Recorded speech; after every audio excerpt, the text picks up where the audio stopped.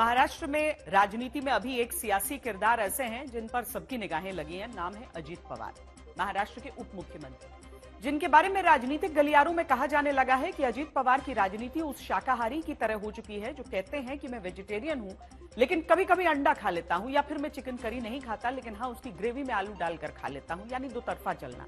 ऐसी तुलना क्यों विपक्ष के ही नेता करने लगे हैं, इसकी वजह देखिए। अजीत पवार बीजेपी के साथ गठबंधन में है, लेकिन योगी आदित्यनाथ के बटेंगे तो कटेंगे नारे पर आपत्ति जताकर विरोध करते हैं। अजीत पवार बीजेपी के साथ हैं, लेकिन बीजेपी के विरोध के बावजूद आरोपी नवाब मलिक को टिकट देकर प्रचार भी करते हैं। अजीत पवार की पार्टी बीजेपी के समर्थन से सरकार चला रही है और आगे सरकार चलाना चाहती है, लेकिन उनकी पार्टी के नेता नवाब मलिक कहते हैं कि योगी के नारे से नुकसान होगा। अजीत पवार बीजेपी के साथ हैं, लेकिन बारामती में प्रधानमंत्री मोदी की रैली नहीं चाहते। कहते हैं आपसी परिवार की लड़ाई है, आपस में ही लड़ लेंगे। तो सवाल है कि क्या सुविधानुसार सियासत अजीत पवार की इसीलिए है क्योंकि उन्हें बहुसंख्यक वोट साधती बीजेपी के साथ रहना भी है और अपना अल्पसंख्यक वोट भी खोने नहीं देना है।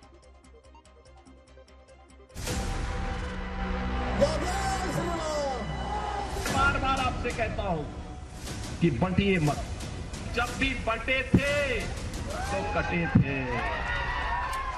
एक है तो नेक है,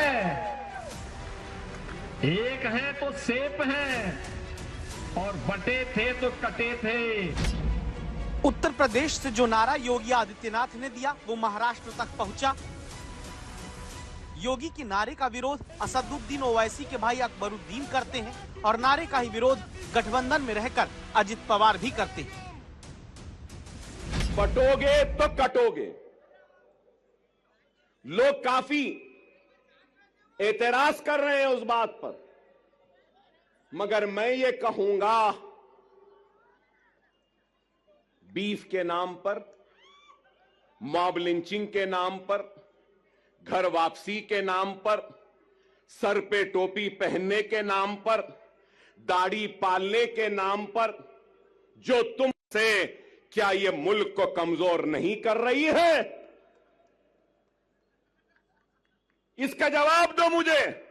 मैं अकबर ओवैसी मुसलमान, मैं कह रहा हूं नरेंद्र मोदी, ऐ योगी, जितना तेरा हिंदुस्तान है उतना मेरा भी हिंदुस्तान है। तुम्ही तेच पुन्हा विचारता आहे। आपल्या महाराष्ट्रामध्ये अशा प्रकारच्या गोष्टी महाराष्ट्र सहन करत नाही। हे इतर राज्यामध्ये कदाचित चालत असेल, ते इतर राज्यातले प्रमुख नेते आहेत, भाजपचे प्रमुख नेते आहेत, त्या राज्याचे मुख्यमंत्री आहेत, विद्यमान मुख्यमंत्री, त्याच्यावर त्यांनी काय बोलावं त्यांचा अधिकार आहे।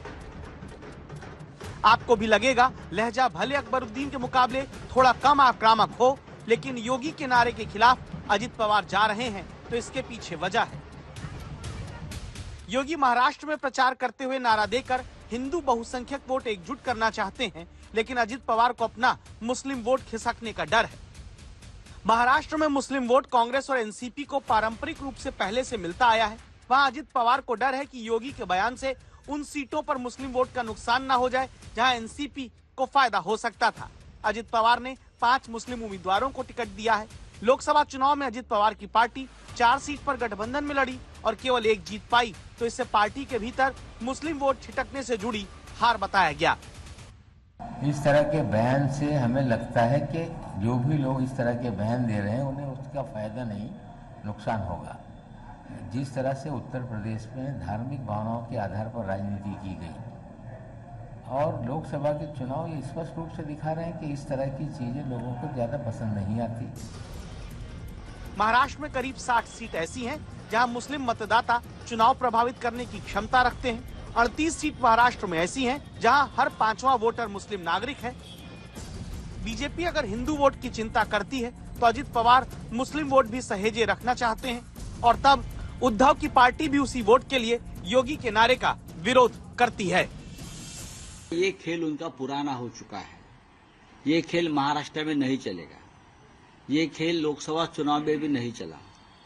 इस राज्य में ना कोई बटेगा ना कटेगा। बटेंगे तो आप लोग।